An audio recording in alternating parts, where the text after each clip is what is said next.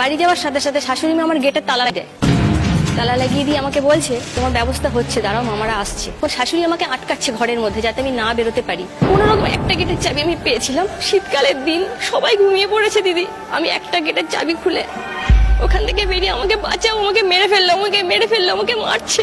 বলতে বলতে পাশের গাড়িতে গেছি, তারাও ঘুমিয়ে পড়েছে, একটা কাচের জানলা পেয়েছে, সেখানে গিয়ে আমি বাড়ি মারছি, আমাকে বাঁচাও, মেরে ফেলছে। আমার গলা শুনে বেরিয়ে আসে, তারপর একে একে পাড়ার লোকজন আসে। আমি বাবা মায়ের একটা মাত্র মেয়ে, ঘাত প্রতিঘাত সয়ে আমি লেখাপড়া শিখেছি। 2012 সালে আমি মাস্টার ডিগ্রি কমপ্লিট করি রবীন্দ্রভারতী থেকে। 2016 সালে আমার বাড়ি থেকে একটা সম্বন্ধ করে বিয়ে হয়। খুব তাড়াহুড়ো করে আমার বিয়েটা হয়ে যায়, এক সপ্তাহের মধ্যে দেখাশুনো। তাদের খুব পছন্দ হয়েছিল ছেলের বাড়ির থেকে। তখন তুমি পড়াশোনা করছো না, তখন আমি নানা রকম চাকরির জন্য পরীক্ষা দিচ্ছি। তো আমার বাবা ওদের কাছে 2 মাস টাইম চেয়েছিল।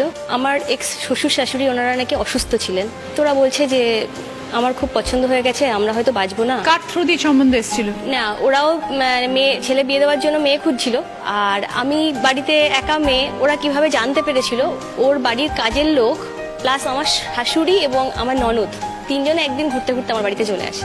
খবর পেয়েছিল বোধহয়। বাবা আপত্তি করেছিল প্রথম, তবুও বিয়েটা হয়।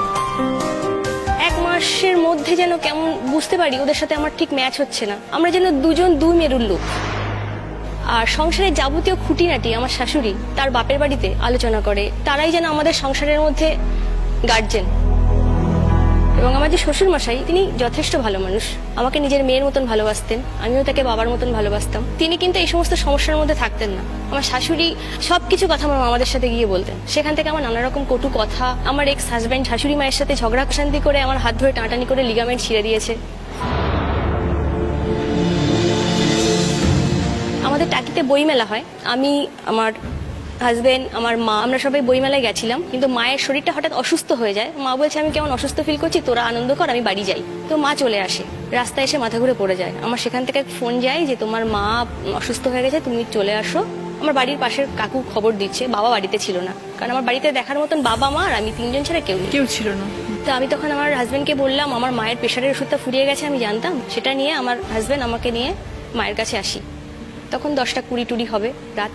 এই কথাটা আমার শাশুড়ি মা আমার শ্বশুরবাড়িতে সেই মামা শ্বশুরদেরকে ফোন করে জানিয়ে দেয় যে বৌমা এত রাত্রে মায়ের কাছে দেখতে গেছে, মাকে দেখতে গেছে।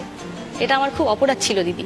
আমার হাজবেন্ডের ফোনে ফোন করে আমার মামা শ্বশুর, বলছে মামা তোমাকে চাইছে ফোনে, তুমি একটু কথা বলো। দিদি আমাকে ফোনটা দেওয়ার সাথে সাথে আমাকে এত নোংরা নোংরা ভাষায় কথা বলছে।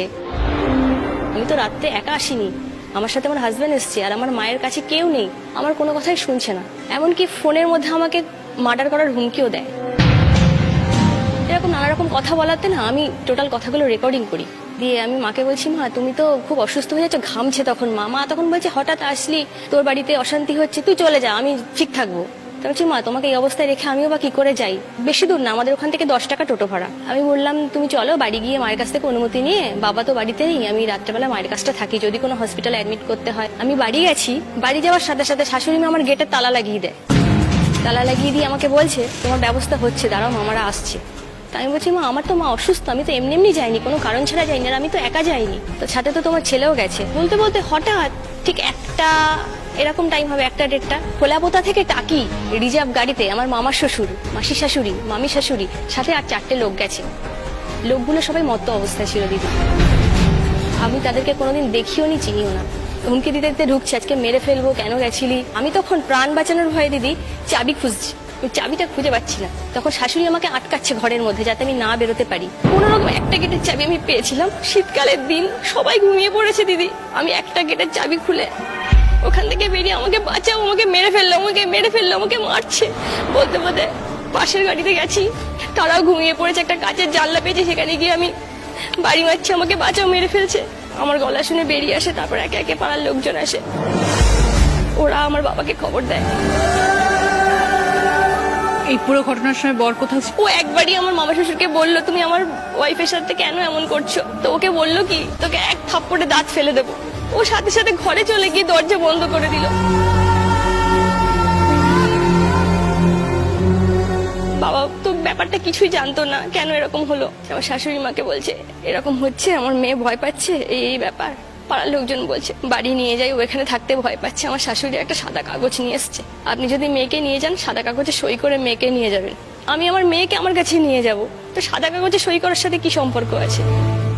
যখন পরিস্থিতি অনেক খারাপের দিকে যায়, আমার পাশের বাড়ি একটা মামা ছিল, ওদেরও পরিচিত আমাদেরও পরিচিত, সে এসে বলে ঠিক আছে কাল সকালে আমরা সবাই আছি, মোর কোনো ক্ষতি হবে না, আমরা এক জায়গায় বসে মোকে 14 দিনের জন্য বাপের বাড়িতে পাঠাবো।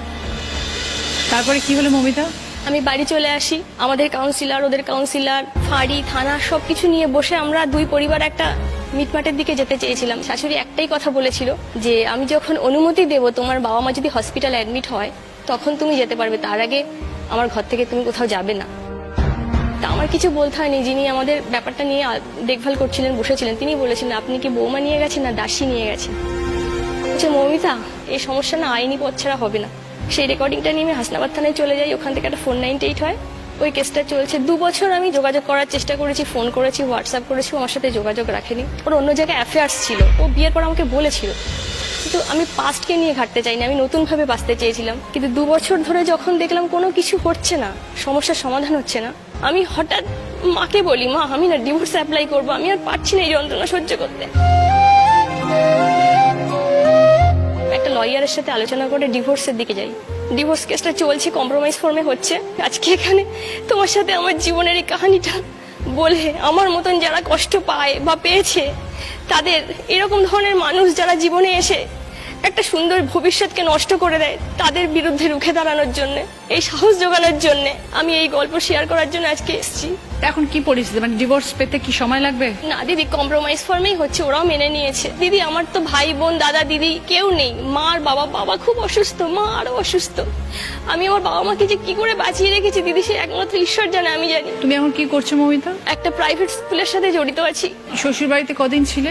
3 মাসের বেশি হয়নি সংসার। 3 মাস সংসার করেছো, তুমি চোখের জলটা কেন ফেলছো? আনন্দ তো সবার মাঝে ভাগ করে নেওয়া যায়, দুঃখ তো একান্তই ব্যক্তিগত দিদি, মাঝে মাঝে তো চোখ থেকে জল এমনি আসে। 2016 ঘটনা এটা, এখন 2019, তাও সেটা 3 মাস সংসার করতে পারোনি। সেই 3 মাসে তোমার অভিজ্ঞতাটা এতটা খারাপ। তবু আমি চেষ্টা তুমি করেছি। তো আজকের মেয়ে মমিতা, তুমি শিক্ষিত মেয়ে, তুমি জীবনে তোমাকে তো এগিয়ে যেতে হবে। হ্যাঁ দিদি, তোমার ইন্সপিরেশনে আমি এগিয়ে যাব, আর আজকের পর থেকে সত্যি বলছি আমি আর কষ্ট পাবো না। আজকে তোমাকে দেখে আমার ভিতরের মনে হয় সব কষ্ট উজাড় করে বের করে দিয়েছি। চোখের জল আমারও আসে, আমি অনেক দিদিদের কথা শুনি, আমিও কেঁদে ফেলি অনেক সময়, কিন্তু কিছু কিছু সময় আমার একদম চোখের জল আসে না। তখন আমার সেই সব মানুষদের প্রতি রাগ হয় যারা এই জিনিসগুলো সহ্য করে। তোমার দেওয়ালে পিঠ থেকে যায়নি মমিতা। জীবনের এই আঘাতটা আমাকে নিজে একা পথ চলতে শিখিয়েছে। একদম নিজের সাথে নিজেকে থাকতে হবে। এখন আমি নিজের মনটা অনেক শক্ত করে নিয়েছি, আমি চেষ্টা করছি। মন শক্ত করো সামনে মমিতা। এক্সাম আছে, পিএসসি আছে, সুপারভাইজার আছে, এরকম অনেক কম্পিটিটিভ এক্সামে আমি বসছি। আমি চেষ্টা করবো নিজের পায়ে দাঁড়িয়ে আমি দেখিয়ে দেবার। আর আজকের পর থেকে বলবে যে আমি কোনোদিনও চোখের জলও ফেলবো না। আর ফেলবো না দিদি, তোমার কাছে কথা দিয়ে যাচ্ছি। একদম, I wish you all the best. জীবনে অনেক বড় হও, অনেক ভালো থাকো, আর বাবা মাকেও ভালো রাখো। হ্যাঁ দিদি। ভালো থাকবে মমিতা। সাবধান, এটা মোর